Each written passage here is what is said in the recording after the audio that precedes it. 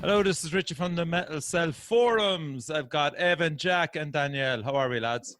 Fantastic. Oh, good. Have to be good, man. The fucking weather is sensational. I have some tan. It actually, you can't see it on this, but I have some fucking tan. Tattoos. That's the problem. I'm too cool. Like once it's not red, yeah, man. you can see it there. Like my. Oh, I burnt the shoulders off myself. My back is fucked. My back is like fucked. I got a base tan first, and then worked on it gradually over the course of a week or two. Built it up to this. Your base tan shit, is it? Yeah. I think Jack looks the pro best. tanner. Yeah, I thought my hair would actually kind of make it look more tanned, but it's not. It's the light here. I don't know. I'm after doing it wrong. Can we do this again tomorrow? Do it again. Start it again. I need to top up my base. Did you customize the t-shirt, Jack? No, it came like this, but I suited by the weather, like. Yeah, that was forward thinking, to put it mildly. Yeah. I'm just kind of bastardizing all my t-shirts now at this stage. I have so many. I'm just fucking chopping them up, man. Actually, speaking of t-shirts. Oh, the boys. Oh, the boys. Savage. The podcast was great crack. They seem like fucking dead on lads. Like, oh, they seem pure sound, don't they? They came across great in that, actually. I was delighted. Well, they came across great. They're actually dickheads. Like, Another bang on. Yeah.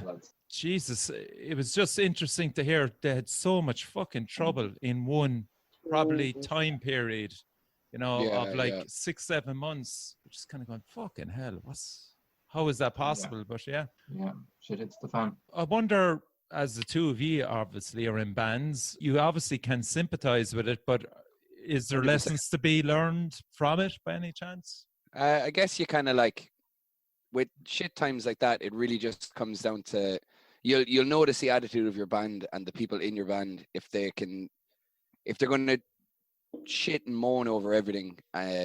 You're kind of then like, maybe this is too hard, because when things are going really good and you're a lot busier, that's when you need, if things are going shit and you still have everyone being like, supportive of each other, because some people can start drifting off. That's when members start falling away.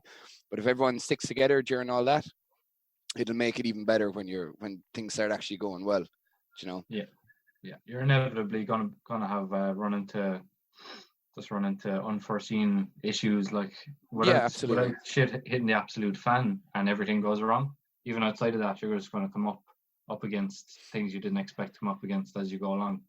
And yeah, as Evan said, you like, people either stick around and stick together, or cracks appear and people drift apart. So, well, either way, you know where you stand at the end of a period like that, which is it can make a band stronger, like as a unit. Do you know what I mean? And I think once the unit is strong, then you're grand, really. Like, then you're going to make millions. Like, and the vinyl issues as well. Just even just small things about posting it out. Fucking hell. But I think they got a really good deal with that crowd in Wickham. It was a really good value. Was it 1,500? Was it right under their nose as well? From McCary and everybody that I was talking to about vinyl, everybody seems to be kind of looking towards Eastern Europe, but the UK is an option. I think there's a lot of new places, new businesses and stuff opening up doing vinyl now as well. But what was the deal they got on that?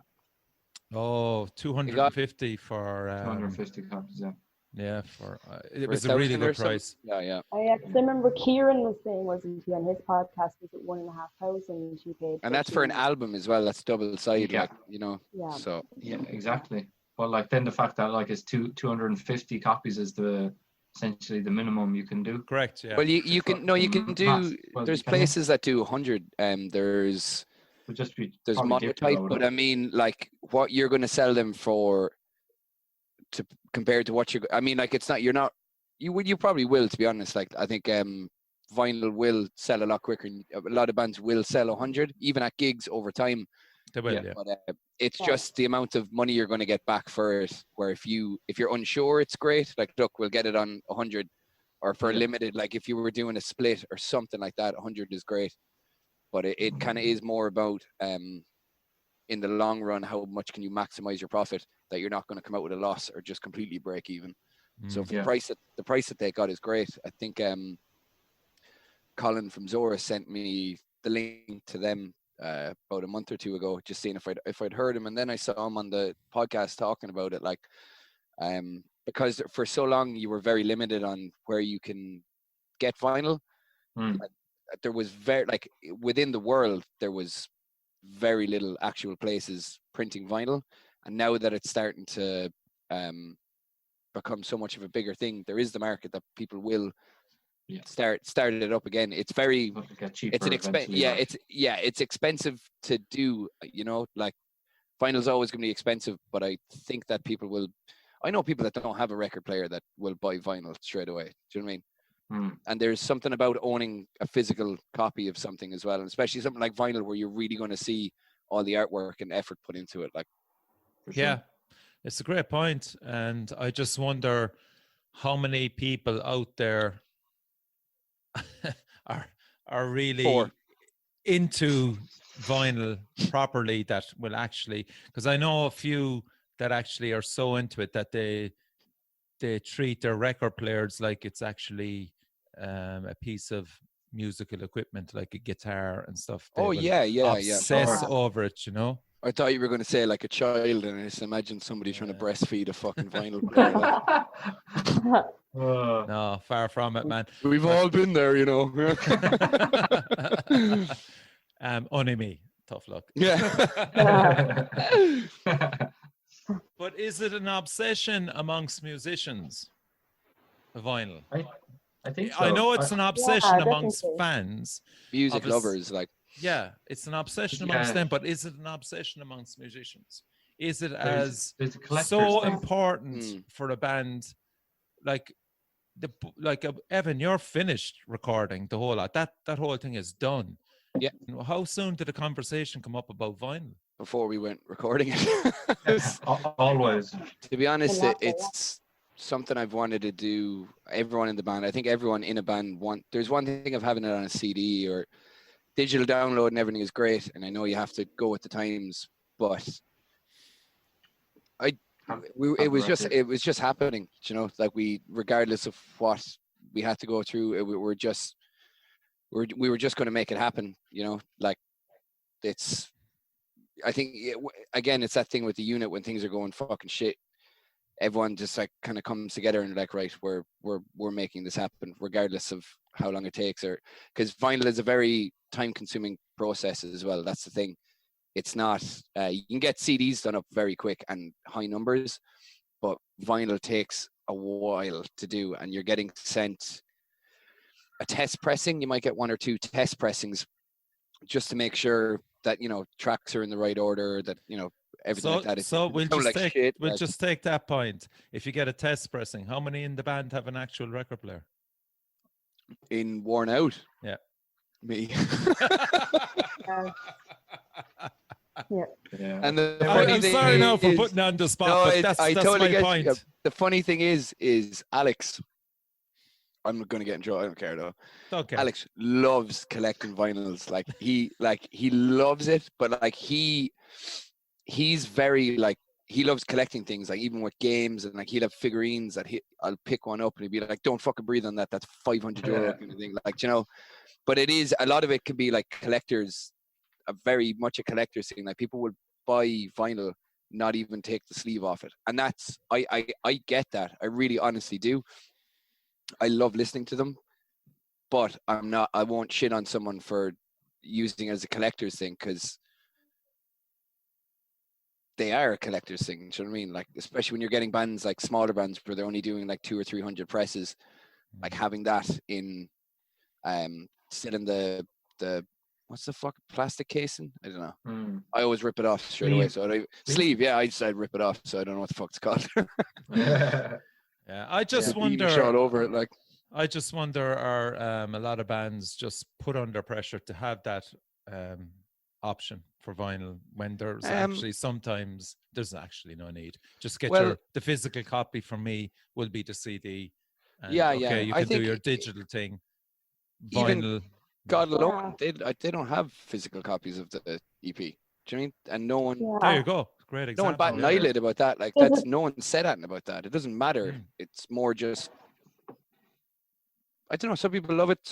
Like at the end of the day, people will listen to it digitally more than anything. Like if I have an album on vinyl, I'm going to listen to it 90% of the time on an iPod, or listen to it on. Yeah, I have iPods. Like a good example here, lads. You get left with merch. So like the Joe the Paranoid Beast, when they started doing gigs, they like had a stand of merch for all the bands. Yeah. And I shipped more of it, and I remember Con started printing stuff. Somehow I ended up with that merch stash in my possession. But like literally like 12 copies of the God Loan's first EP here. They probably don't even like, as in they can. Don't say that, but we'll sell them on for twice Sell as them on much. the black market. There's a Sell them box at the full of Cork metal merch in there. Like I love that. God That's Loan, such a Cork thing. Like, but it's just so much merch left over at the end of it, you know. And I think God Loan obviously learned from that, and just with the second one. Or even the third one was that they just didn't do a physical copy, and like. And I would love to have that fucking physical copy on CD.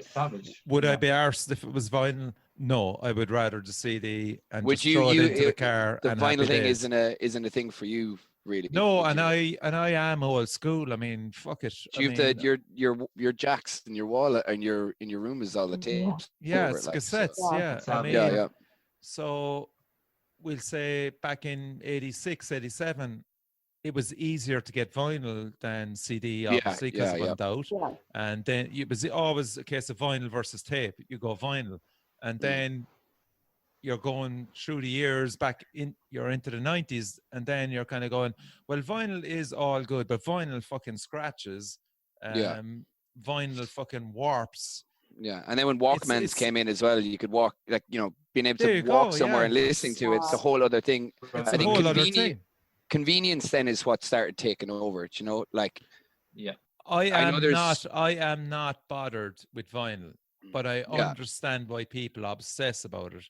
I got the vinyl of Elder Druid, and that was just solely to promote the band.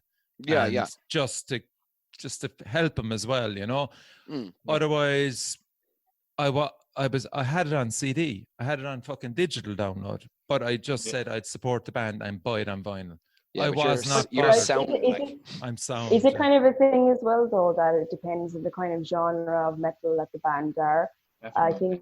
I think like the God Alone fans wouldn't be the type to buy vinyl, while Elder Druid fans definitely would be. I think that's a big thing as well. Definitely. And like, it's kind of interesting. I thought it was interesting that Gallock decided to do cassettes. Yeah. And that kind of appeal. Cassettes are coming back huge now as well. Like, and they were always a black metal thing.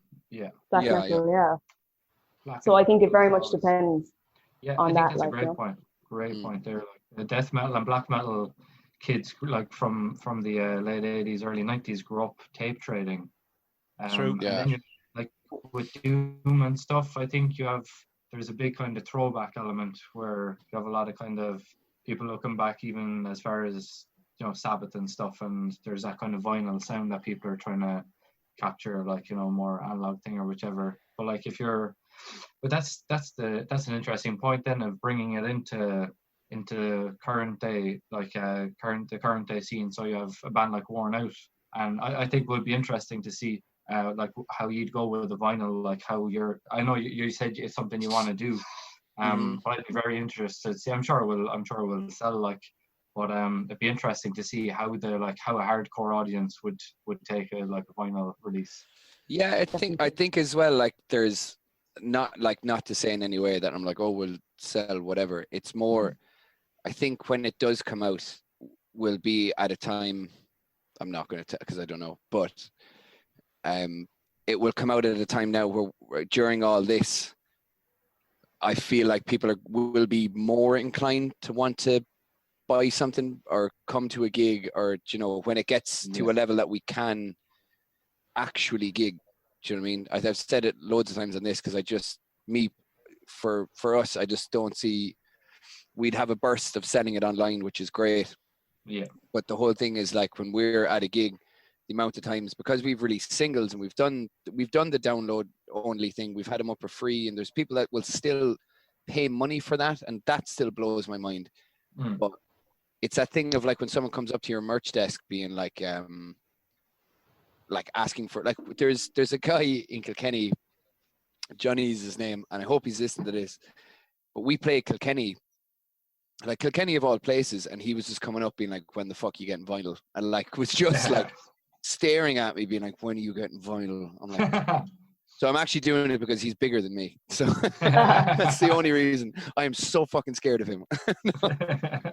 Yeah, you just wonder, and that's just getting back to the whole point. Our band's being pressurized to fucking release vinyl, and it could fuck them up down the road for putting so much money into it and then just not moving the product. You know.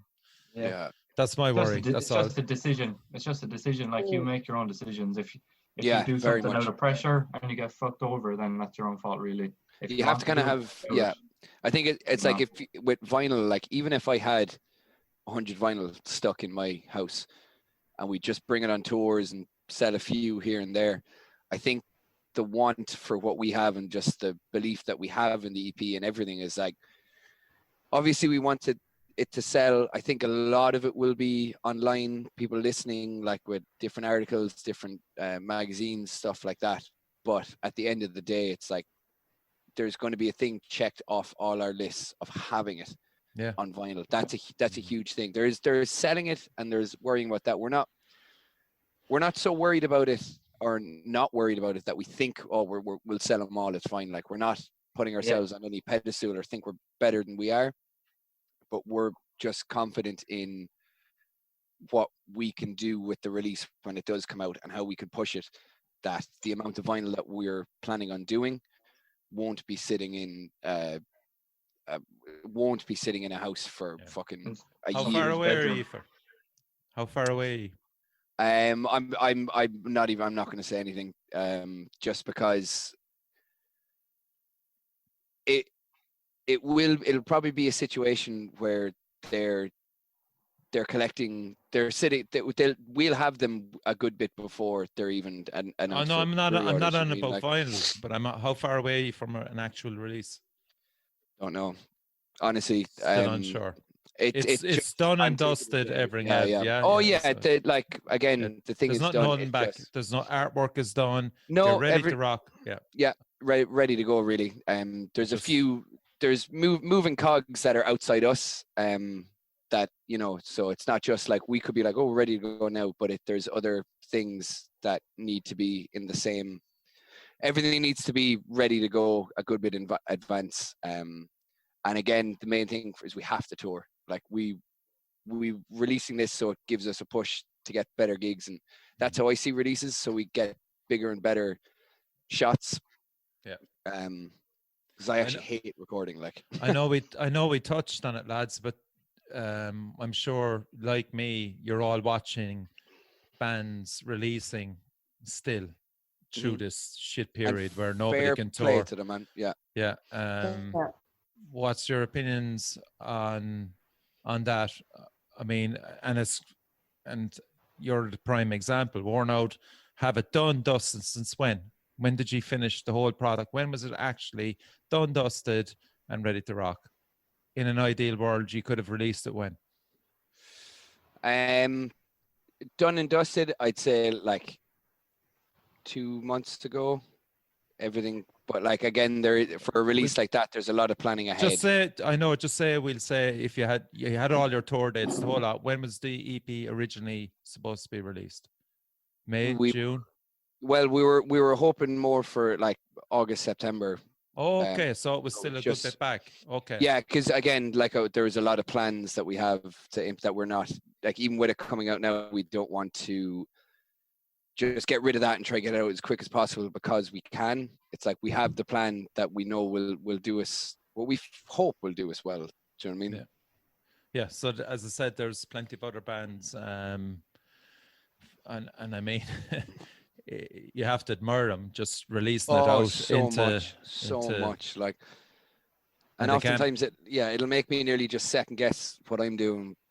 But there's a lot of people in the same boat. There's some bands that has worked so well for, like, it really, really, really, like the Scratch, I think, number one, they decided to release the album 4 months earlier with no promotion, no nothing, just like, fuck it, we're putting out in 2 weeks. I think it was like it was a top 10 selling album, like, and not just like in the alternative chart, like in the Irish charts. It was in the top 10, you know what I mean? Like, I think they've released album or vinyls. I think, I can't remember how much they actually got printed, but I remember seeing a post that there's like 50 or 100 left, you know, and like I bought that the second the pre-order came out. Like, they'd posted it within 10 minutes, I had it bought. Like, so they kind of have the backing behind them that they I feel like they can do that, like, you know. Okay, so we're going to listen to one of those. It's Rest of Nation.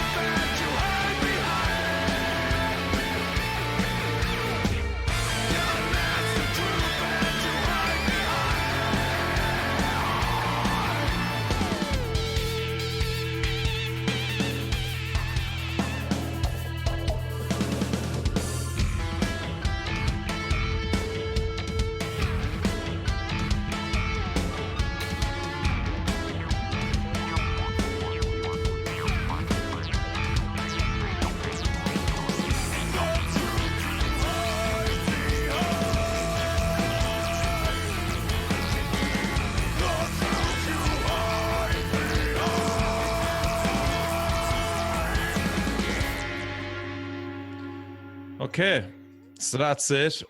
Just for those that don't know anything about Rest of Nation, they were formed in 2014. They're alternative electronic-based music. I suppose they kind of fuse heavy metal, ambient, and progressive technical metal. You can correct me if I'm wrong. So shout out to Chris, Kieran, Ben, Kian, Tony, Neil, and John of the band. And we'll just put it over to you there, lads. Are you happy enough with that? The EP is coming out on June the 12th, and it's called Lucidium. This track that you were listening to was Coma. I think it's such a well laid out track. Like, that's honestly, I think as well, vocally is what properly carries that. Like, not that it's resting all on vocal shoulder, but that chorus is unbelievable. So fucking good, man. So that's like, I can really see that on something like Sirius XM in America.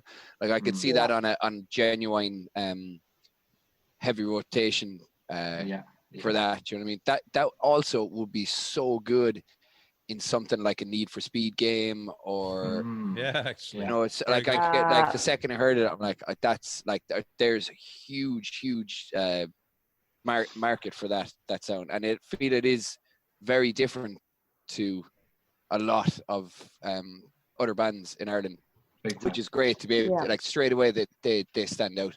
They really that track stands out to me as something that's not. It's not the same as everything else.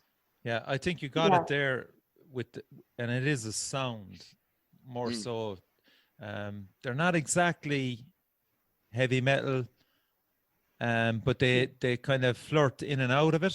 I certainly can. I can see metalers liking it, but I can see a broader base catching up on that as well. You know. Yeah. It kind of reminded me of, like, there was bands kind of back in maybe 2013 doing similar stuff. It was reminiscent of that. Yeah. But it doesn't feel dated, which is really, really good. Yeah. I think it's really accessible to people as well that don't listen to metal, but that chorus is just so catchy. Yeah. I'm just going around humming that chorus all weekend. I was doing the exact same thing. Yeah, exact same thing. And it was a really pleasant surprise to hear an Irish band or metal band doing something like that. It's trying to be, you know, it's not trying to be anything, but it's doing the catchy thing, you know, it's doing the popular thing, and not hiding behind obscurity just in case people might say, you know, whatever, it's failing in its mission, but just doing a catchy song, like just doing a banger like that and pulling it off. I just loved hearing that, just sitting there. Yeah. And like that, just a smile breaking out across my face when the chorus kicked in, and they're the legend was the same. Here, and they did it like.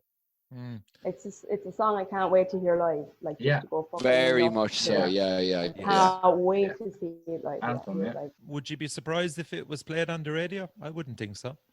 No, not at all. Certainly depends not. on what radio is here, but really, like. Yeah. Again, like something like Sirius XM, like that, like over in the States, there's a lot more of those rock and metal kind of bass things, but I guess that'd be playing there all the time. Like, you could hear definitely on BBC Radio 1. Yeah, definitely. Yeah, the rock show. Yeah, 100%. Anywhere that isn't here that you could hear. And people would love it. Now, Tony also said that it's about kind of suicide and a lot of dark thoughts and stuff, but you wouldn't pick that up actually on the song unless you actually listen to the lyrics or read the lyrics. I think that's a nice contrast to it do is. That sometimes, you know, to do a kind of something you can move to, you're jiving to it, and then to see the depth of what's behind it when you look a bit closer. It's a really cool contrast. I think they pulled off. Yeah, I think so too. So big thumbs up from all of you, yeah, definitely. Yeah. 2 horns.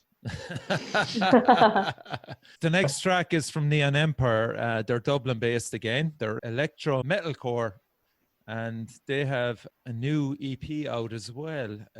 It's called Distorted Reality, and this is the title track, so we'll have a listen to it now.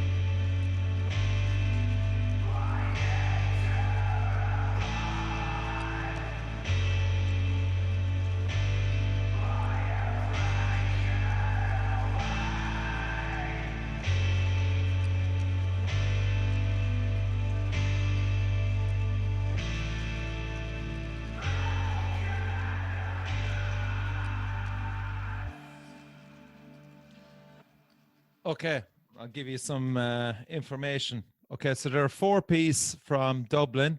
The band was formed by guitarist Hassan Ali, and over the time they got John on voice, screams, you could say. Veronica, female drummer, fucking respect, on drums. Tom on bass, and they actually had a lot of success with a song called This Clarity, and it featured Dead by April vocalist Jimmy Strimmel. Is that the video with like the neon, the lights? Yes, and yeah, because I was doing a bit of research on it, right? They had 44,000 views on YouTube for that video alone, you know? Mm. So there's definitely a big audience for them. And, you know, the EP, it says, contains metalcore elements with techno-inspired synth lines to create an original, energetic sound. Is it an original, energetic sound, first of all, on that view? I think it's definitely a younger sound. That's like, it's, I think what you're saying there, like, I wouldn't be surprised that one of their videos has like 40,000 views.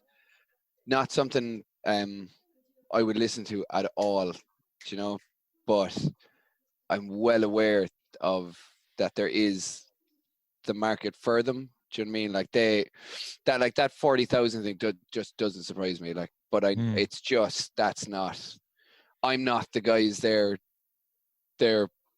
trying to get to. Do you know what I mean? Like, I would not be someone that would listen to that. I think it's great musicianship and all, but just not my bag at all. Like, yeah, I enjoyed the guitar solo actually. Yeah, fuck yeah, man. Yeah. But again, I think you got it right. It's above my age profile, or sorry, it's below my age profile, I should say. You know, I mean, comparing it to Rest of Nation, I can associate myself more so to Rest of Nation than Neon Empire.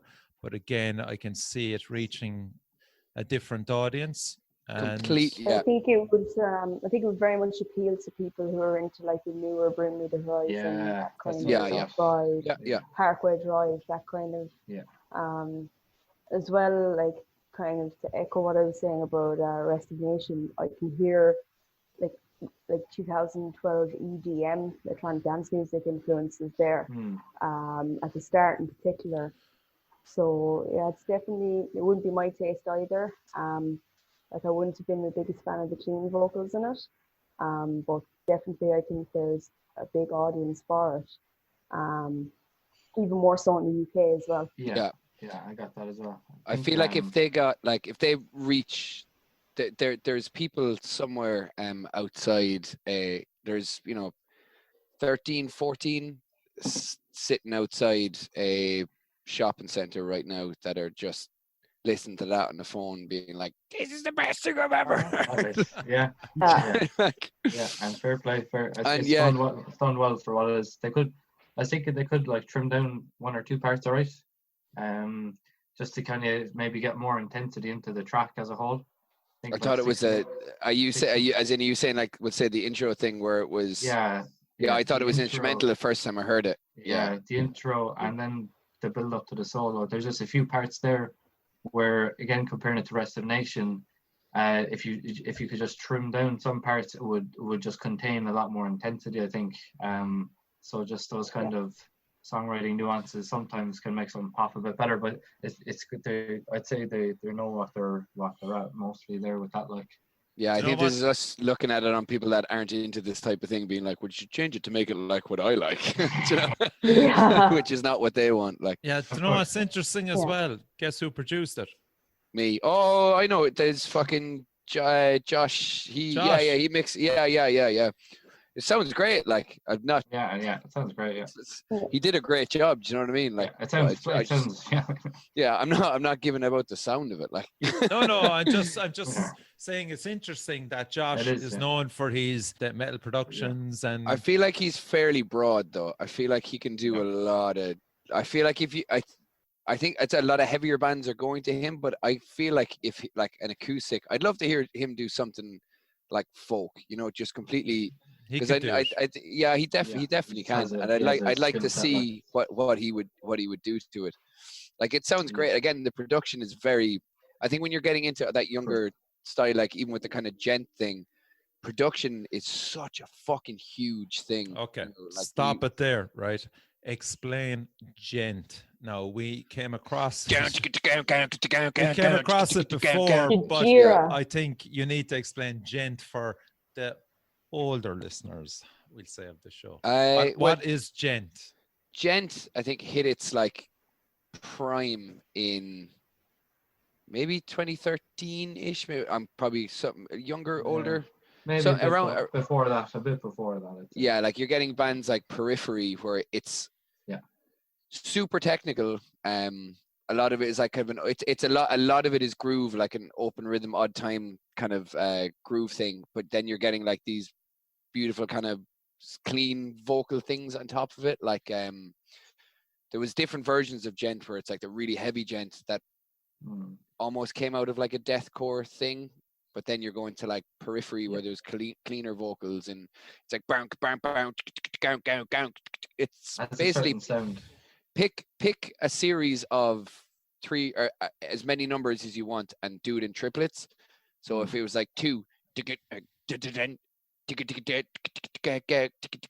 just put different numbers in. I once wrote a gent song and I used my phone number. Yeah. So it was like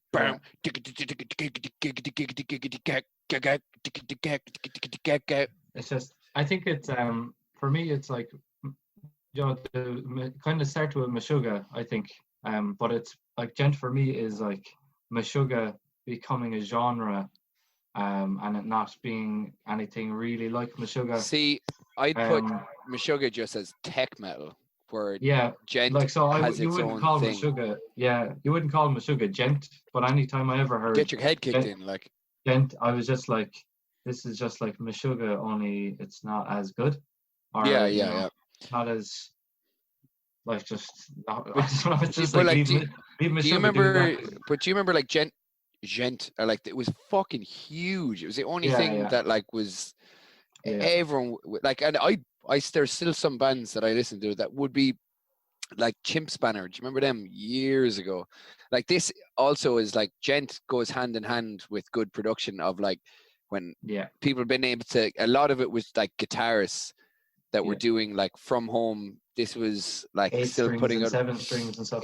Yeah, exactly. Like so a lot of stuff going up on MySpace. You're finding bands from MySpace, realizing that entire band is actually just one fiend. Yeah, programming the rest. The internet thing. Yeah, it was a big part of the internet and home production and what you can do. Like, okay, so that's gent. Never fucking heard of it until it came up there lately, and I just goes, Jesus Christ, wow, how could you define gent? Right, regular listeners of the forums, and I know there's fucking plenty of you out there. I'm sure you're all waiting to hear what we thought of Evan's suggestion for Every Time I Die. Can I start? Oh, I know. I was waiting for you. I was waiting for you. Give it to me. You changed my life, motherfucker. Yes, I knew it fucking would. I knew it would. Stop. Okay, I'll have to put it into the whole way I checked them out. Drove to the whatever beach, hole you want, buddy. Drove to the beach, had my headphones. I knew absolutely nothing about the band, only that you've name checked them. Baylor have name checked them, predominantly Chris, and maybe Jack, or maybe a few others. I knew zero about them. Put them on the headphones, went for a walk on the beach, and I'd say probably 2 minutes into the song, I'm just going, Jesus Christ, where were this band all my life? Yeah, ridiculous. But what I loved about them is they're savvy, they're clever. Yeah, they know what makes the recipe for a great song. Mm-hmm. Their singer is just fucking up there with one of the best frontmen, and I will say that I've ever heard. I fully agree. I've ever heard, and that's high praise for me because I'm going back to the early 80s onwards. Jesus Christ. So I was very, very interested to see how they can translate that live. And I watched, I don't know, maybe one of you put up the link, but I watched the homecoming one in Buffalo. Yeah. That was the Christmas one. Yeah, that was the season. Yeah. Right way through all that time. And again, the easiest thing in the world is just to go onto your phone and check them out, you know, Google who's in the band and all that. I never thought they had two guitarists. Never thought it. I always thought there was just one guitarist. And I can see how influenced Baylor are with them, having listened to Every Time I Die, because the fucking tone, it's all about the tone. And I think myself, Richard, I'm afraid you're going to start crying, man. It's getting emotional. I fucking knew it. You know, some people don't like Clutch, but fucking these lads, these lads are Clutch on steroids. Yeah, it's that southern sound that I feel like it's hardcore, but it has that southern twinge to it. There's that level of dirt to it, like. Yeah. So I of course got the wrong fucking album, Evan. I went with, is it Big Dirty? Big Dirty, yeah. Because they were the two that I was switching between. So so I listened to Big Dirty before I went with New Junk Aesthetic, and it's a tough one. I know Big Dirty came out before New Junk, so obviously everybody expected them to progress. Still at this moment, because I'm just kind of a newbie in relation to the stuff, I fractionally prefer Big Dirty at the moment, but I can see the progression where they went to after Big Dirty. Yeah. I'm not offended. I'm glad you like it. Like, love it. Songs that I love. Roman Holiday, great opening. Oh yeah, that riff. Yeah, Who Invited the Russian Soldier? I love it. Wanderlust is Clutch on Speed. White Smoke, one of my favorites. Turtles on the Way Down again. And Superman. Superman. All I'll say is thank you. Oh no, thank you for having me on the podcast, man. No! I also said before we even started recording, I was like, I don't want to smoke cigarettes on this because I'm gonna go fuck now. I win. You go for it. Yeah, I will. Okay, over to you, Jack. Fucking Roman Holiday at the start. It's like the tremolo line in the back. That shit. That's just going over. Yeah. And like some of the lyrics on it were just unbelievable. Again, Wanderlust, the Marvelous Slut as well, just because like I had I thought a few times during the album I was like, oh, like Dillinger Escape, and even in like some of the vocal patterns, just like I could tell they've come from and you know how I feel about that shit, like I do, yeah. So then I had just been listening to it, let's say Joe on YouTube on one track where it's the full album. So I go for a walk and throw the full thing on. And it was only today I sat down and looked what was actually kind of the tracks and stuff. That one, Roman Holiday, The Marvelous Slut, Wanderlust, and Turtles All the Way Down. But what I did find about it was like it's such a dense album. So like the way they transition between grooves is unreal, and you're like everything is like kind of catchy and immediate, but at the same time it's just so dense. There's so much packed into that. Was it 40 minutes or something? It feels like you're after listening to about 80 minutes worth of music by the end of it, in a good way, like in a way that like 10 listens in you're going to catch another hook, or a riff. There's just so much in there. So you can hear the Converge influence on it in that sense. No leads either, as such. Not much in it. Yeah. And you just see what you can do without that as well. Like just Come on, Danielle. I'll be honest, like when you said Every Time I Die, and I remember like seeing them in like Slam Dunk and things like that. Yeah. Kind of what I associated them with, and I seen the artwork, I was like, this is gonna be a lot of fucking shit. And I started listening to that shirt on when I was working. What a load of shit. Listening to it, I was like, this is fucking class. And I think the southern vibes really got me. Yeah. I love Crowbar, and I love all that southern kind of sound, and I was surprised by that. And definitely, like, you throw on a track and you just don't know where it's going to end or where it's going to go next. And I kind of like that kind of journey that I'm taking. Yeah. Yeah, it's really fucking cool, and I'm definitely going to check them out more. And so I'll probably try that other album that Richie was on. The Big Dirty. The two that I was given, I was given the CDs by my friend, and they came with like DVDs as well, of like, they have like Shit Happens and not everybody poops. I can't remember what the thing is, but they're just like, you start, like, I got, like, you almost feel like, not, the band, like, I'm not going to give them a fucking ring or anything, like, but you're like, you just get their vibe that there's, I think in the Big Dirty, lyrically, there's a lot of satire in it. Like, there's so, like, there's one lyric is like, if I remember this now, I didn't tie my hair in a ponytail for nothing. So if I don't go home alone, I ain't going home. Or if I go home alone, I ain't going home at all. Like, shit like that is like, even writing that down, being like, I'll fit this in. I'll get this in. Yeah. I think there was more humor and more adventure in the Big Dirty. And yeah. In New Junk, I think they kind of funneled it down a bit more focused. And I don't know much about them. I'd imagine the New Junk probably elevated them to another level again.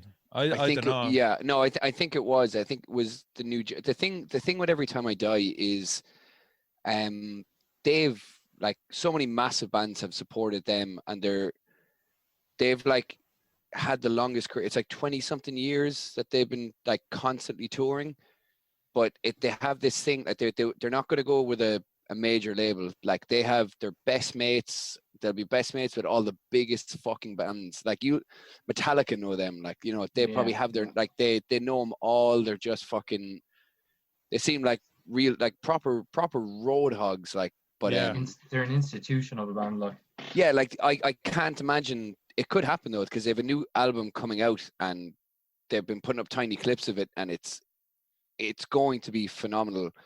But like, they could easily be on Roadrunner, like, like they've got offers for big labels, and it's just, they don't want to be like, they're building like it's like, they've been going for so long, but it's like they're building a legacy. Do you know what I mean? Like, that band, you should give a band signed to a label, everything's massive, like signed to Roadrunner of, like, and then it's fucking huge, best thing ever, and then the next thing everyone's just shitting on them. It's like they've never ever had any time for that long and that many albums. This is their 9th one. The next one is going to be their 9th. Never had people just being like, nah, fuck them. There's never been like a bad, like, there's probably bad times in the band or whatever, but there's never been like unanimously poorly received records. Never has that ever happened. And they're just, I feel like there's two brothers in the band as well, isn't there? Yeah, the singer and the guitarist. The guitarist, they're brothers. Or the guitarist. Let's do this for another topic. Brothers are family members in bands. This is the first time ever I've ever been in a band that aren't related. Isaac and Xander were related. The other band the previous band I was in, White Line Fever, brothers, Chemical Addiction, uncle and nephew. I think it's a good one. I think it's a good one, man. Yeah, it's a good topic. Gojira as well, man. Mother of Jesus. Did any of you see the Red Rock concert? Still haven't. It's stupid. Everybody's saying that. I still haven't watched it. Like, unbelievable. Gojira are another band that I feel like I want to get really into. Like, I remember, like, I think they're one of their first albums or something. I don't even know how many they have now, but they could only have one for all I know. But I know one of the earlier ones, again, Dan, who was in Chemical Addiction, he would play that to me, and I just thought it was the fucking heaviest thing ever. Kind of fell off my radar, because you can't escape Gojira. Like, they're everywhere. Yeah, I mean, if they come to Ireland, it's a no-brainer. If you're working, or if you're not working.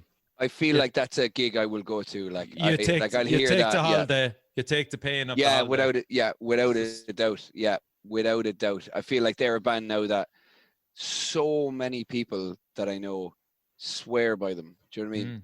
There's that one tune that if you're in Fred's, the what's that tune like? Is that Silvera? I haven't a clue. You're probably right. Like I haven't a fucking clue. But yeah, and aren't there cousins in that? I think Pete was telling me. There's two brothers. The drummer and this. Oh, the brothers. The drummer and the guitarist, vocalist are brothers. When they open with Only Pain, and that drum is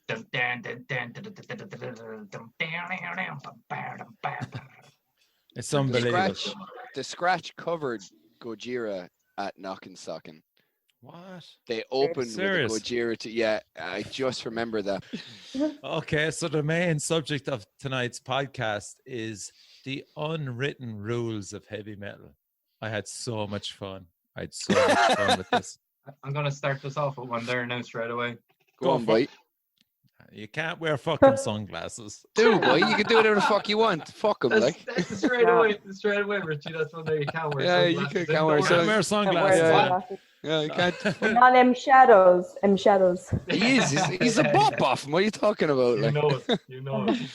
I'm going to start off, right? Because it happened in the Cruishkeen Lawn many, many years ago. And I'm not sure what band was playing, but it was a serious band. It was a band from Europe, Hail of Bullets or someone like that. So I arrived there and I was supposed to meet my mate there. I'm not going to name him and shame him, but he arrived. All right, it was Timmy from York. You really twisted my fucking hair. Yeah.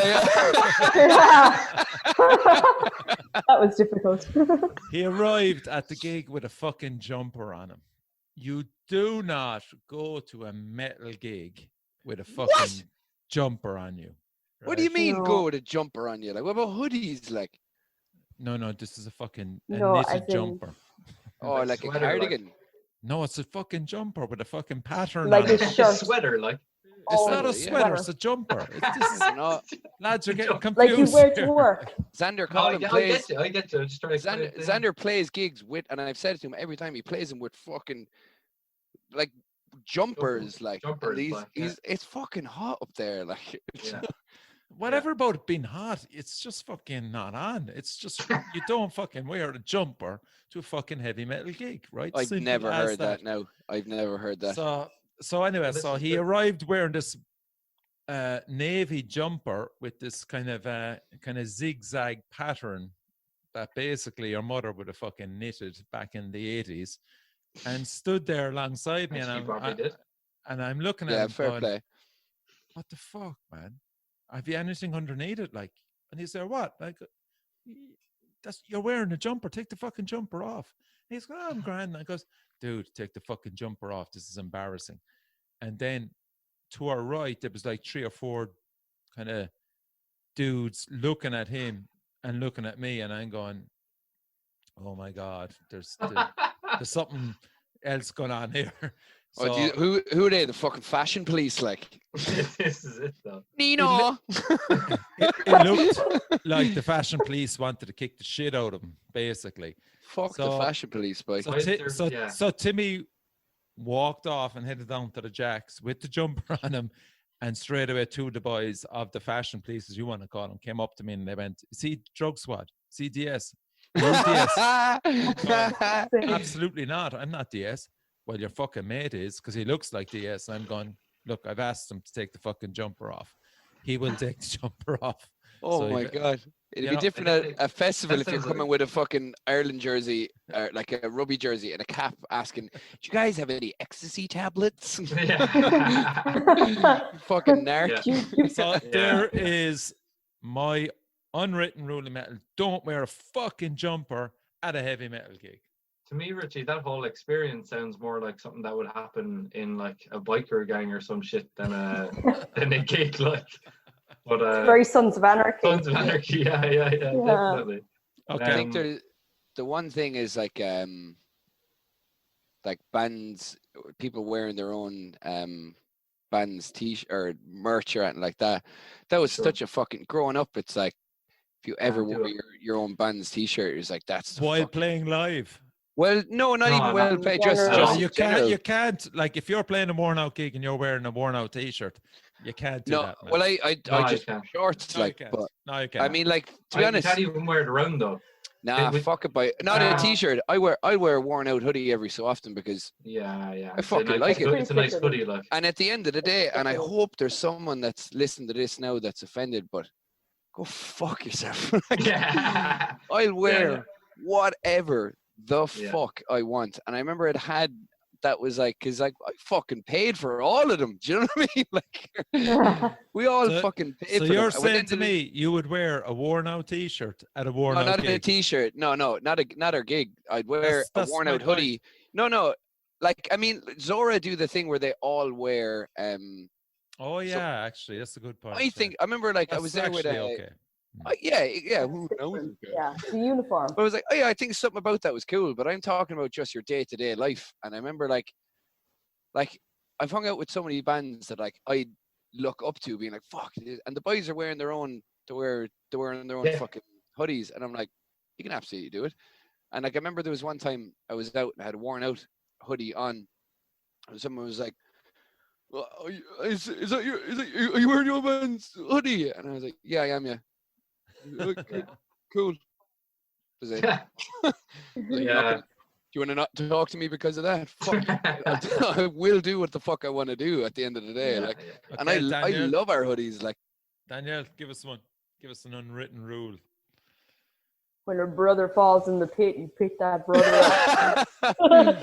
Yeah, that's very true. Like, don't be fucking. There's having the crack, and I'd be flying around the place. But someone falls, you pick them up, man. Like.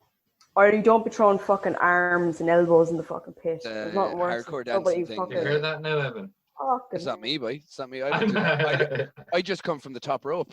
I come from I swanton bomb myself in. Like I'm one of the Hardy Boys. Like it is one of the most used rule of the lot is if a dude hits the floor in the pit, pick him up, straight him up. Yeah, it's not about actually going in to hurt someone. At all. Okay, like. Daniel, that's boring. We'll give you another one. We'll give you another go. Don't fucking crowd surf a million times. No, there's fucking people that. I like that. Depends what gig you're at. However, depends what gig you're at. There's always one asshole that has to do there's always one fucking 10 times more than anybody else, and he's bleached and hair. One time it was, and it's. Yeah, that's me. There's also Emma Carroll at. On my thing, I'm on the top, so I'm on the top. What were you saying about Emma? Go on. Fucking Bloodstock when we went to see 10 Ton Slug. Right. She literally. They're not a crowd surfing band, though. Oh, they were for fucking days. I did about 3 times, I'd say. That's too much. What are you doing, like? She definitely went 12 times easy, if not more, to the point where she made acquaintances with the bouncers. I love her, like classic. And actually, in the video, she's gonna kill me if she hears this. But in the video, Ronan is like, you can hear her on stage. She goes, "Oof," and it's because somebody has dropped Emma.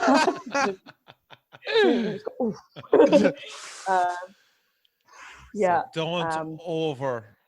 No, there's rules to that. Like if you're come to one of our gigs, jump up like it's like a fucking slide. No, I'm with Danielle on that. No. There's guys that just fucking constantly do it. They're just like you go to like if you saw Every Time I Die in Dublin, literally they're like, get the fuck up here. It's a hardcore show, and just that's what you just go around this. There's rules. That's fine. But there's rules to that. Like, that keeps fucking doing it more so than anybody else. If it's not I've in the right seen them in context, festivals, the whole lot. There's the same shithead that will do it 10 times more than anybody else, and you just want to punch them in the end because you certainly don't want to help them. And the big thing as well, you have to keep your legs like up in the air.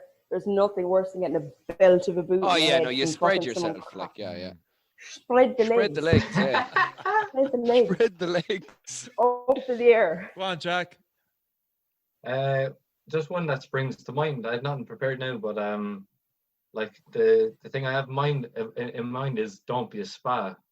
But the way this, the specific example I can give is like people with phones taking videos. So it's just, I think it's different to most types of gigs you go to, whereby you go to metal gig and people just kind of know, don't be taking videos through the whole set. This is such a huge thing now, and I don't mean now like someone capturing the gig properly, like, you know. I mean like people taking just taking 3 fucking songs worth of material with their fucking or phone. even just kind of just being like spas, like taking kind of short videos, maybe like snaps or whatever, like when it's tasteful or when it's funny or when you like, you know, it's in the right context, fair enough. But just like one example was remember that time, I don't know, like, was I saying this before, but when we played the Simon charity gig. And it's a good example of how shit gets policed at gigs as well. So we were playing last at the Simon thing. We came on like 12 after a few now, all of us, except Ollie, poor old Ollie. And about halfway through the gig, there was like all these people came in to the gig who had they like weren't into metal at all or whatever. I think they like didn't get into some club or whichever. So they ended up anyway wandering into. I remember this. Upstairs. I remember this. I was at the merch table. I remember this. And there was like about 15 young people came in, like, you know, not the regular young people looking to get into Havanas, whatever, came in. Scanners, like, took over the pit, and they're all just like taking videos, coming right up to us, and like they found it funny. They're like, "Oh, the boys are headbanging, a lot of monsters, like, or whatever."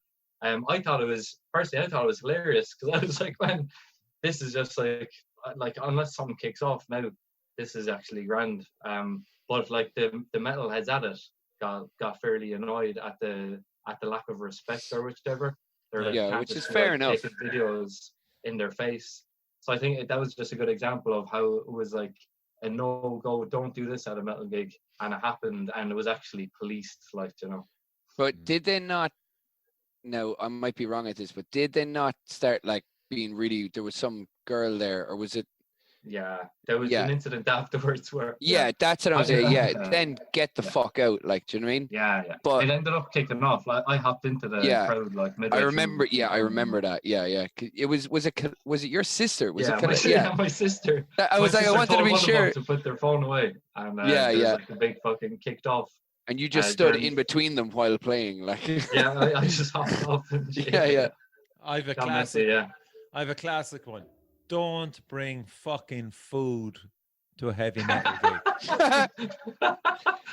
I did that, but the difference was it was Baylor's EP launch thing in Golden Discs at like 2:00. So I decided to take my break at 2:00, and we were talking about it because Baylor have the new documentary in it, and they did the live chat.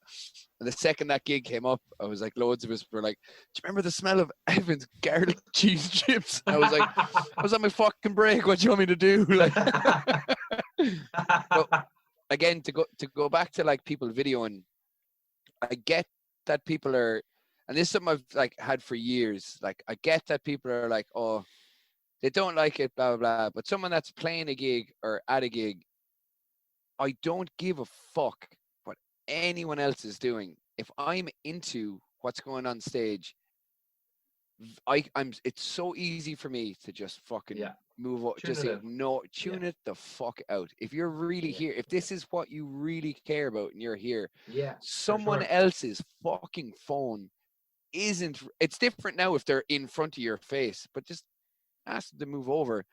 But like if this was the case now that like no one can have their fucking phone out, we come back and like, unless we have like, you know, it's great to get fucking Instagram stories at the end of it. Do you know what I mean? Like little things like that. But at the end of the day, when I'm playing, or if I'm at a gig and I'm watching a band I really like, none of you exist to me apart from watching that band. Do you know what I mean? Well, apart from the fucker that's in your way with the fucking thing. Push him out of the way. Watch the band. Like sometimes, but sometimes you actually fucking can't. You know, because you're up in Dublin. You know totally what I mean? get it. I Friends totally is get different, it. But, you know. Yeah, but it's not about friends. I just think in general, it's like I think that's a thing that's given out about so much when really it's not that big of a fucking thing. It rarely becomes a problem. It rarely, like, let's be honest. I think people like talking about it so much. It's rarely like, becomes a problem, but it's a fucking prominent problem. Is it's it? Rarely, yeah, because No, this well, guys it's always not have me. their fucking phones up. This is my phone now. This is what I mean. Like, this is my fucking Go on, phone. Jack. Yeah, no, I was just saying that was my an unwritten rule about metal gigs. Let's say local metal gigs. That's all it was. It wasn't like in the grander scheme of like you know the whole phone, the overarching. I mean, if you go to a main gig in Dublin, there's fucking phones in your face, and you actually cannot move because for a massive thing. Maybe I totally get it, and I get that, but I think if like I understand you can physically move around, but well, anyway, not even that, but it's just like just don't bring fucking food to a gig, man. Because I was at fucking don't have a fucking gig at lunchtime, so I was at I think it was Devil Driver in Dublin, right? And we get in there, it's the Academy, right? And some sicko had brought in pistachio nuts, right? And I'd fucking ate the nuts and fucked the pistachios on the floor. And if you're wearing cons, the pistachio shells will go through your fucking cons, or else they will become, you're like on fucking ice. So you're literally, so don't bring fucking food. And if you're bringing drink as well to the fucking, to the gig, you know, just, you know, it's going to be knocked out of your fucking hand. So don't bring it up to the front because it's going to be knocked out. Don't wear cons if you're going to eat pistachio nuts at a gig. That's actually the number one fucking rule. Imagine someone brought pistachios to heavy metal gigs. So don't bring food to your fucking gig for a heavy metal gig. And don't wear sandals or fucking socks either for a heavy metal gig. I disagree. Wear whatever the fuck you want, really. I hope the next gig we do, everyone wears sandals and socks on their fucking hands. It is a thing though, because it comes into genres. Sometimes I see it where people get too rigid on what they think they should dress like based on do whatever the fuck you want to do. And that, do whatever the fuck you want to do. That might sound really shallow, but I see it happen to people. Yeah, and just be sound. If people are overthinking what they're doing, because I play this type of music, I shouldn't wear this. People going, what's the story? Like, what's the story with man wearing a pair of blue shorts? Like, I don't give a fuck what you're wearing, boy. It's summertime. If you're an asshole, that will come across. But if you're sound, I'm like, if you're sound, it doesn't come into being sound. Chris, if you're wearing a fucking pair of navy blue fucking pinstripe fucking shorts. And what about Chris? What about Chris from Z-Ren coming with fucking Hawaiian shirts whenever you're like, fucking that's what I'm saying. Everyone, like, I love that. Like, Chris has done the hard time. He deserves it. Yeah, but not the first time you met him. First time you meet him, you start from day one, and it's fucking great. Wear whatever the fuck you want, like. Yeah.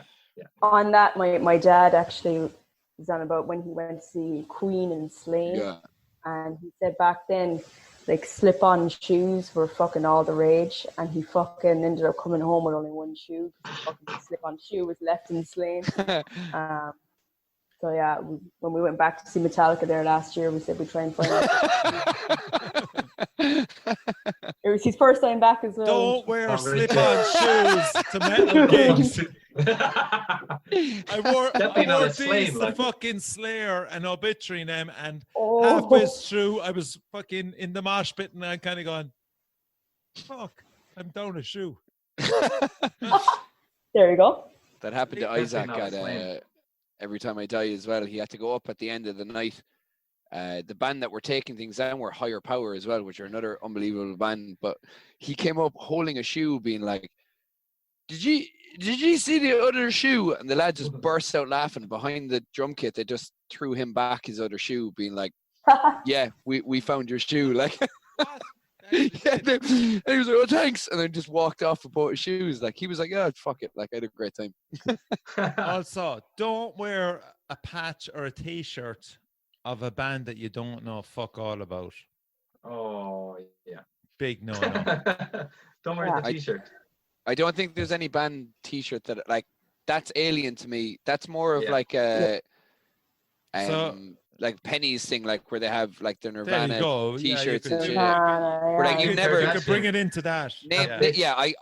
I get that, but the other part of me is like, well, maybe if they get that, they'll be forced to listen to a song, and that, you know, I don't know. I don't like giving out. Yeah, I love giving out, but I think people on that. Like you've got all these fucking US celebrities, the Kardashians and all them. Oh man, and the others fucking fools as well, and they're all wearing Slayer or fucking Exodus and Metallica, and they haven't the. Does that rile you up, Richie? Yeah. Does that really get your goat? Yeah. Is your goat been got there? Yeah. How does that make you feel? Angry, man. Angry. Yeah. Like I get it. Done the time. I get it to a certain extent. It's like I think the only part of that pisses me off is like if there's people that I went to school with that fucking like it was like I was a smelly kid, like I had dreadlocks and everything, like so, but they would give out about like how I looked and the music I listened to and all this fucking shit, and I'm like, yeah, whatever. But then you'll see them later on and they'll have like a Metallica t-shirt, and it'll be like one that they bought off what's that website, Depop or Bebop or something, but like this really old school vintage one that costs loads because they're actually into their fashion now, and old school shit like that is actually really cool. That's where I'm like, fuck you, you absolute asshole. Like there's something connected to it. Like triggers. Actually, another story about my dad. He's a massive Deep Purple fan. Yeah. And he's seen a dude in Limerick wearing a Deep Purple t-shirt, and Deep Purple had just released their album Bananas at the time. And my dad went up to him, man, and was like, oh, because he's pure fanboy. He's like, oh, Deep Purple. He's like, what do you think of Bananas? Do you like bananas? And your man was like, what? They're a great source of potassium. Dad just was like, oh, do you like bananas? Yeah. The man was looking at him like he was fucking high or something. And we can never rule that out. High as shit. Yeah. That we're on about sandals and socks. Another thing for me kills my ankles is don't fucking wear high heels to a fucking metal gig. Yeah. Well, you just haven't learned to walk in them, my friend. Nothing worse. Getting fucking stabbed by by stilettos into the fucking feet while you're fucking I think at the end of the day, like the reason why I hate all like don't wear this or blah blah, it's like, man, if you want, like, it's not like we have fucking people out the door coming to Irish like metal gigs in general. It's like it is niche. At the same time, if someone wants to come in and spend the money, as long as they're not being fucking assholes as people, I don't give a fucking shit if you're wearing a tracksuit. I don't. So you just want the money, Evan, is it? I love it so. I love money, man, so much.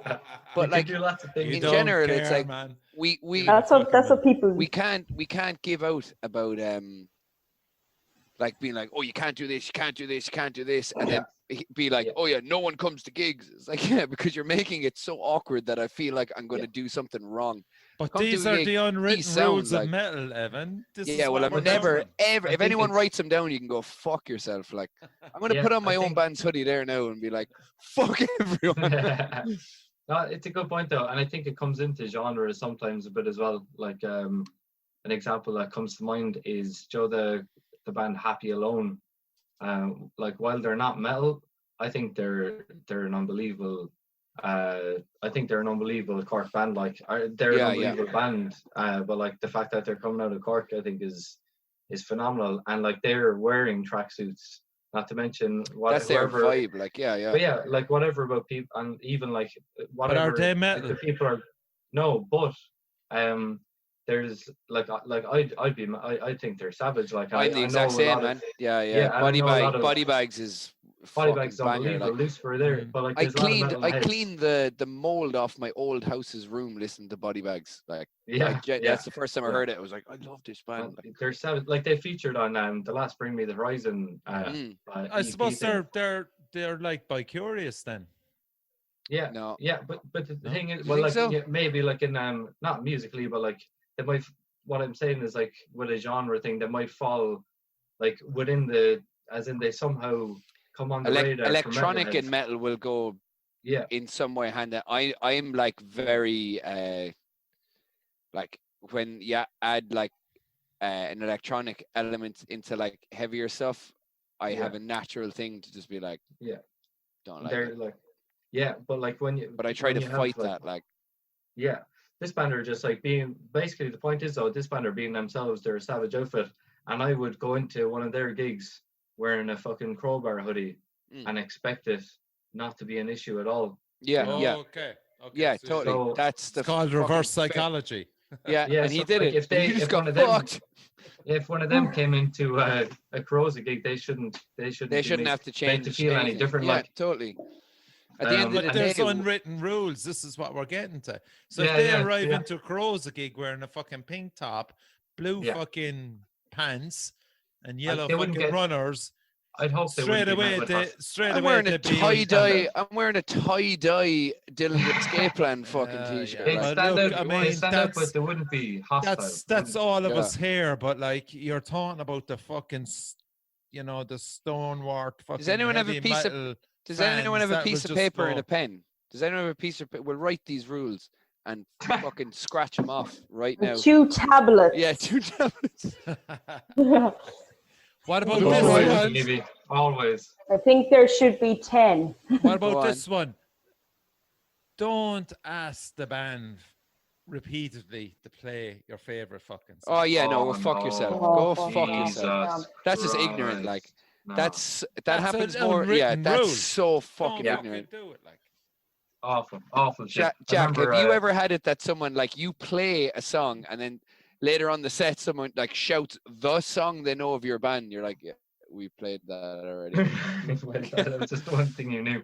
Yeah, I saw a good one once at I Hate God in the Voodoo Lounge in Dublin. What a band. And one fucking idiot the entire gig kept going. Anxiety hangover the whole way through, and eventually between a break between 2 songs, Jimmy Barr was just like, Joe, you can listen to that at home on the record, and like silence at the gig, and everyone was just like, that's one of those things that was probably next, but you were so busy. They didn't play it. Like, he was just like, fuck you, Joe. What a band too. Yeah, but I mean, shit like that, you just don't, fucking stop pestering the band. Stop being a spy, like. Also, as a musician as well, is there an unwritten rule, especially in a black metal band, Jack, if you appeared on stage with a fucking sky blue guitar, blue jeans, and a pink t-shirt, and expect to play death or black metal? That is an unwritten rule. This is actually you wouldn't fucking do it. This is a huge issue. No, jeans are a huge issue right now in black metal. Like.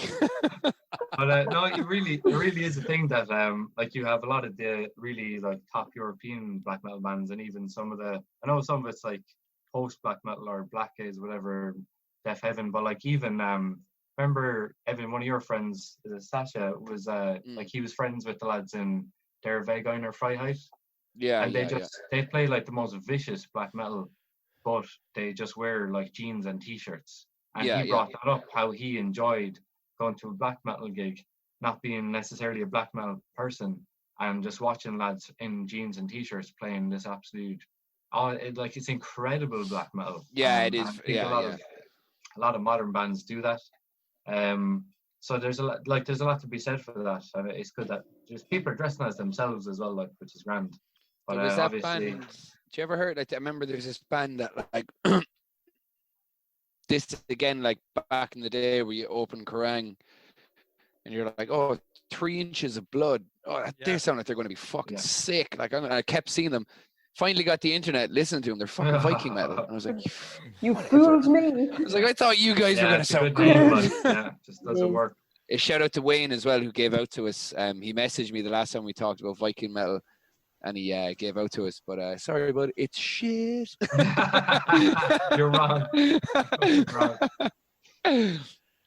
Also, and it really annoyed me, and I don't know why, but I was at a Fix. You know a Fix, Jack, do you? They're death metal, brilliant death metal band. And here's this guy, at it. He's not Irish. I know he's fucking not Irish. And I'm looking at him, and he's wearing. Go to the Jacks there now, or else he's wearing a Europe t-shirt. A fucking Europe t-shirt with this permy hair and flicking the hair back, and I'm going, why is this guy at the fucking front of a six with a fucking Europe t-shirt? And it annoyed the shit out of me. Are you for real? You know, don't wear t-shirts that will provoke other metal fans. Yeah. Might as well have been wearing. That's kind of funny too, though. Like. Well, yeah, of course. I mean, obviously, but I mean, it annoys the shit out of others, though. Yeah.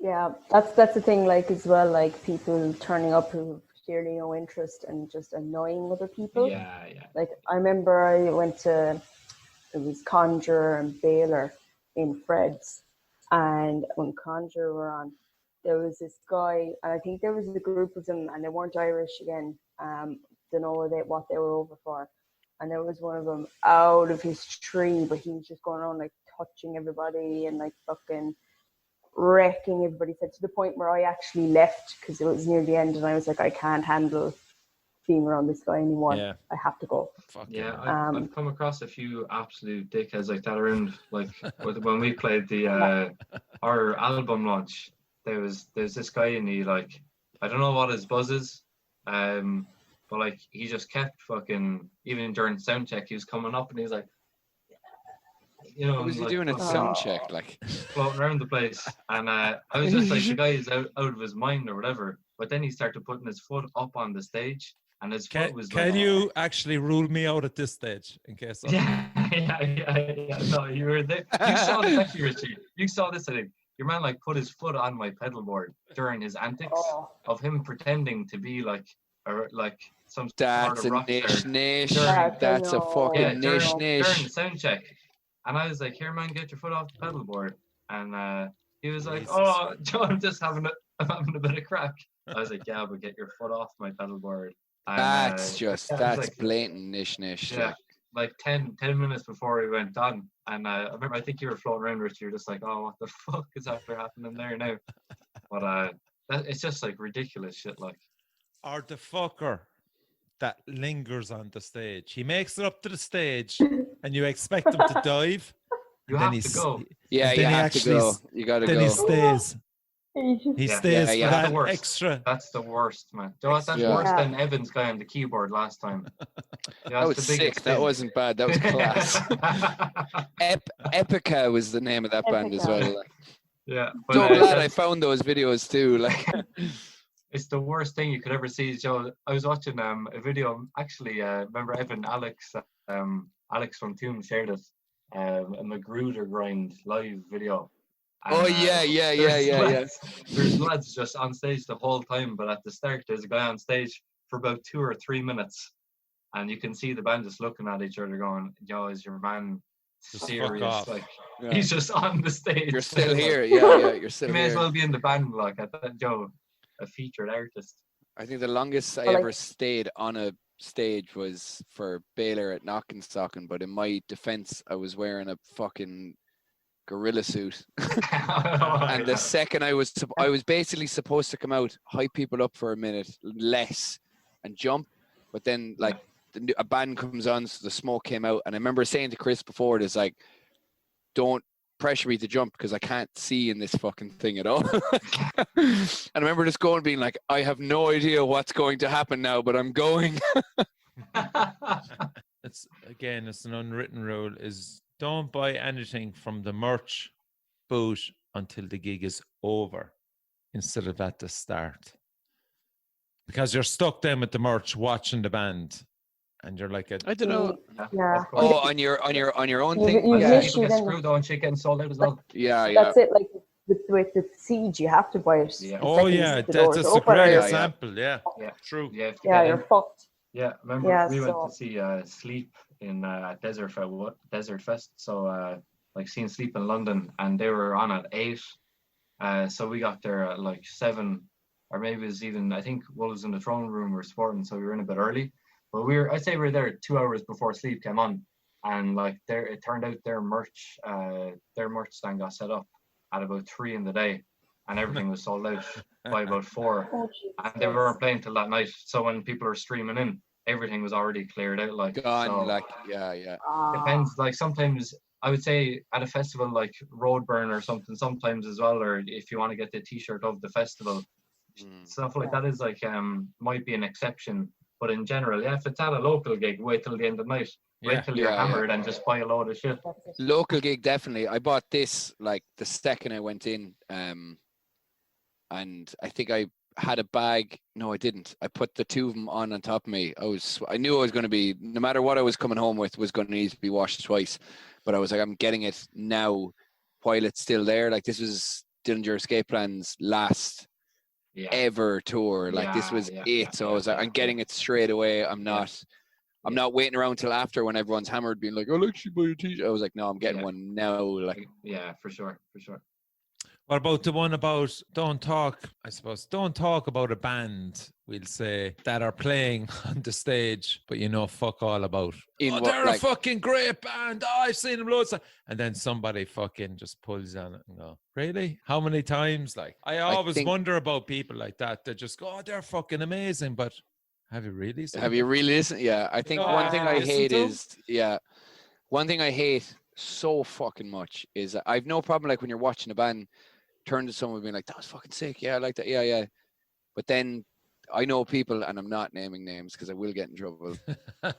But like, just like on a consistent level being like, I didn't ask for commentary for the entire thing. Do you know what I mean? Like, but it's like that fucking constant thing of being like, every single thing, or like they're talking about gear they have. It's like, do that when they're setting up. It's like, yeah, like fucking sick. Oh yeah, I love those, blah, blah.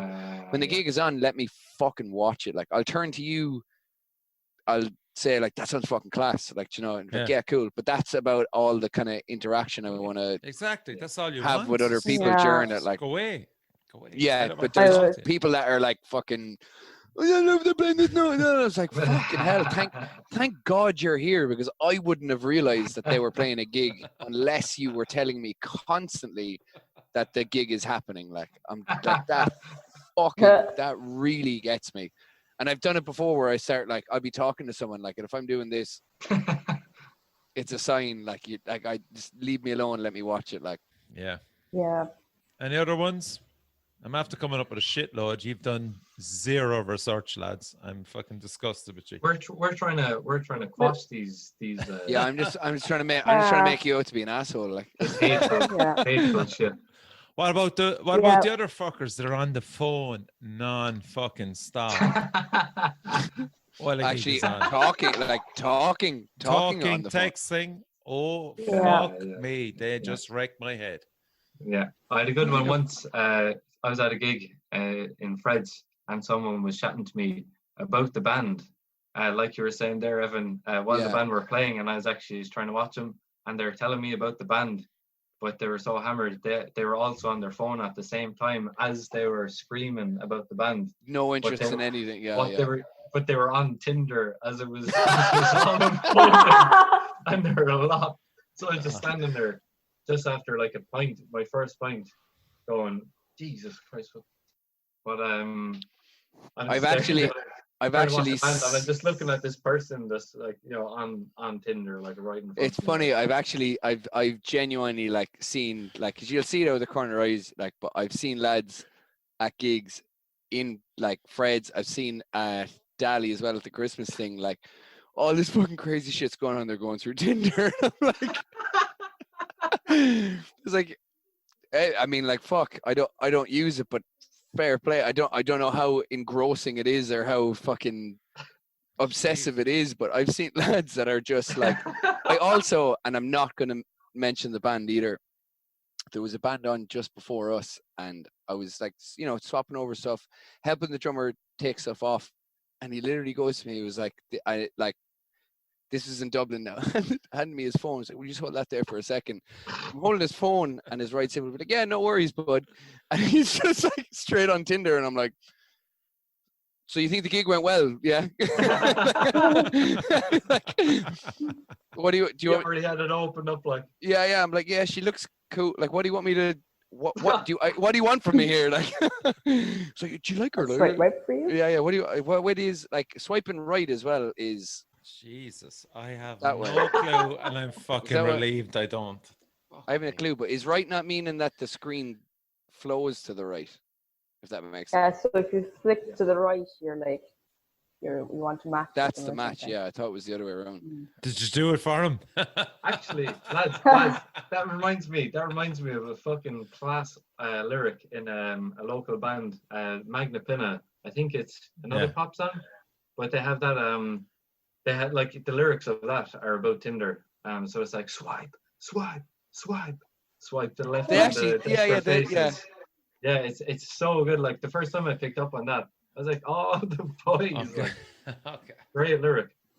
Jesus Christ! So don't be on fucking Tinder at a fucking unless you're in the Magna Pinna. Oh, there's loads of shit I don't like. That's a whole other podcast. You know what really grinds my gears? I went to the Jacks there a minute ago, and I look way more tanned than this camera is letting off. I just wanted to let, Not I believe you. I believe you. Oh, I was there like, holy fuck, who's that? I just wanted to get that out. Yeah. Yeah. I see you have a great tan there.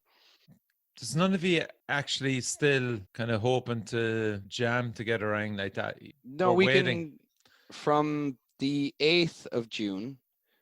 We're able in the rehearsal space that we're in. We're able to jam. Okay. People together or whatever. Yeah. For short periods is what it's down as, but like we've been kind of doing like 2 members at a time. You know, that kind of thing. So from the 8th now, I feel like that alone, it's one thing not being able to do gigs or anything, but being able to actually practice and play together, like this whole thing will just be so much easier. So much easier. Like. So what's happening on the 8th of June? Well, that's just for the place that we rent that we practice in. Yeah. Like we've been sent like certain dates, like to be fair to Richie now who owns the studio that we practice in, like he's sent like text with like these days, like blah blah, like I've been able to go up on my own, play drums. That's fine if you're there on your own, but I think it's on the 8th now that you can go in with 3 or 4 people for short periods of time, and that alone straight away I'm just like, cool. Like all the public rooms they're closed. Like there is no, it's only people that are renting and that have the full-time place there. Like you can have 3 or I was up there. I did a bit of messing around the other night, so that was my first time up there in a long time. So yeah, there'll be riffs played soon enough, like with other people. Yeah, definitely. What did you think of the collaboration between Worn Out, Baylor, and who? Give me the Hero and Error. Yeah. That was pretty cool. Fucking sick. Yeah. That was great all. Track. Yeah. The fucking tone Alex, like, straight away. Like as soon as he knows, clicked in, it was just like. The lads have it. I think they have. There's more to come on that as well. Yeah, nice. There's more to come with more people on it and stuff. But I think what the lads have done there is unreal. That was all Alex. He fair play to him. Like when it went up. Like doing the shit proper, like you know. Yeah, absolutely. Like I think from my understanding is Alex and Confi, who's the drummer in Hero and Error, had planned on doing something, but this is before kind of lockdown happened, and they, both of them realized that they were like, oh, we can still do something. Like I'm not entirely sure of the whole process of the whole thing, but like fair fucking play to them, like. And to put a Deftones tune as well that isn't just the same as like of all tunes to put up, that is a lovely one to do. Yeah. Really, really good. So they have more tunes coming up. I hope they keep doing it as well. Yeah. And just absolutely. Have more and more people on it, like, because it's please. Yeah, it's so well done as well. Like, I know sound is brilliant, man. Yeah, Comfy's using that EMAD thing. Like, so basically it's like a trigger that you put on your bass drum and the mic picks everything up. Like the sound he's getting on his kit is just like this kind of trigger thing on his bass drum that manages to capture everything. It's the Yamaha EMAD 10 or something. They're fucking amazing. Like, I think as well, just like during all this, just to have bands that would be close doing something together like that, like, is just, it's like, it was heartwarming for me. Like, I had nothing to do with that, but like, I'm just looking at it as a fan point of view, being like, that was just, I was like, oh, things are going to be okay. Yeah, like, you know? Things are going to be You can still see there's a community there. Like, yes, you know, there it's is, not like, it's not like people just do gigs and don't talk. Do you know what I mean? No. Yeah. They're definitely out there and they're listening to us as well as everything else. So lads, thanks a million again for showing up tonight, having the crack, having a few beers. Danielle on the water, we'll say nothing. Must have been a great weekend. Yeah. That's all I can fucking say. If you're on the water. Okay, lads, thanks a million. Take care. We talk again in 2 weeks' time. Yeah, definitely. Thanks, Richie.